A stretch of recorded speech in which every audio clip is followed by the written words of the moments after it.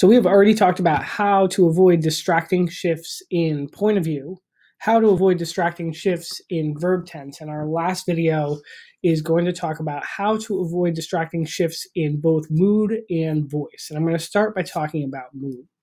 You've probably heard the term mood before as it refers to literature. Oftentimes we talk about mood and tone together.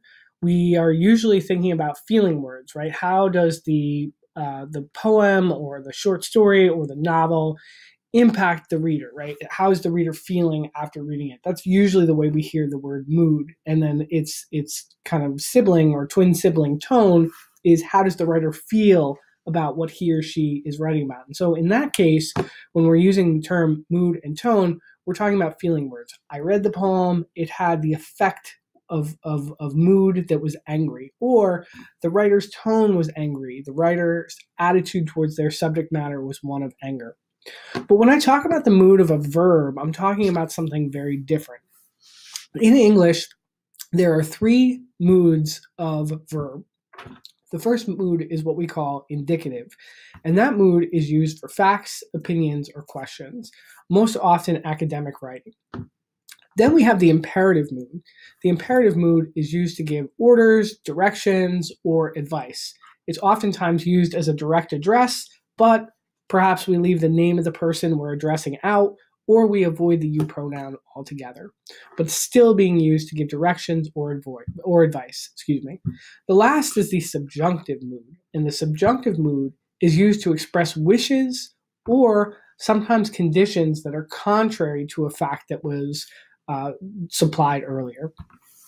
So let's see if we can look at some examples and make sense of what this mood thing means and how to make sure if we start in one mood, we maintain that same mood throughout the writing or throughout the paragraph. All right, so here's an example. In this example, the sentences are going to shift confusingly from what is called the indicative mood, remember that mood that reports on facts or opinions, into the imperative mood, which is that direct address or direction mood.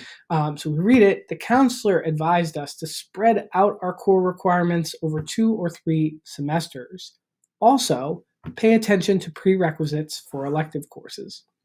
Well, in this first sentence, we're using that indicative mood. We're just reporting back on what happened. Who's our subject? The counselor. What did he or she do? Advised. And then we get the rest of the sentence. What did they advise us to do? But then, in that second sentence, we shift into a verb that doesn't have a subject, and the subject can be like an implied you, because we're speaking directly to the reader. Also, you pay attention to the prerequisites for elective courses. And so that's an odd shift from in that reporting mood into that direct address mood. And so to correct that, as you can see on the screen before you, we're going to insert a subject, change the verb form, and make sure that we include that first person pronoun of we. So the counselor advised us to spread out our core requirements over 2 or 3 semesters. She also suggested that we pay attention to prerequisites for elective courses. And now we've changed the mood of those sentences.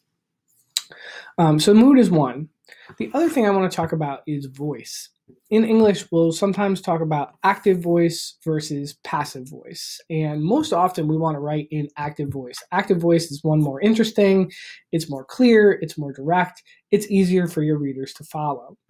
The difference between active voice and passive voice is in active voice, your main subject is performing the action. So if you look down at the example at the bottom of the screen here, the men ran the race.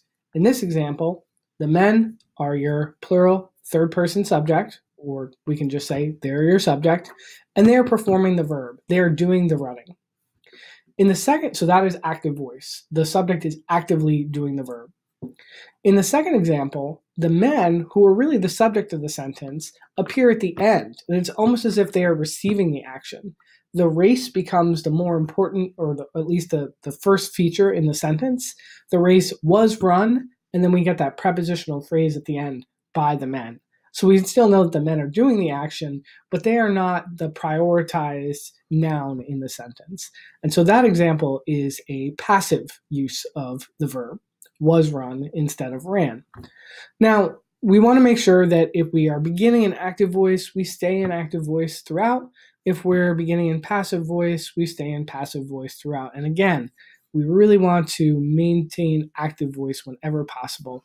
Passive voice we rarely use. Sometimes you'll use it in reporting. So like at work, if an incident happened and you want to seem really objective about what happened, like maybe somebody slipped and fell, or maybe somebody did something to a colleague that they shouldn't have, in that case, using the passive voice can be effective. But let's go ahead and see if we can find an example.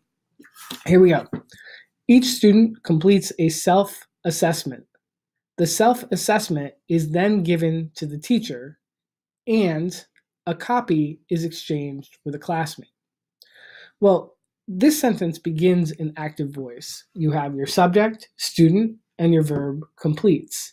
But then it switches into passive. No longer is the student doing the action, but now it's the assessment. The assessment is doing the action. It is the thing that is being given, and then the copy is being exchanged. In order to correct this sentence and make the students the actors throughout the entire sentence, we can rewrite the sentence to read, each student completes a self-assessment, comma, gives it to the teacher, comma, and exchanges a copy with a classmate.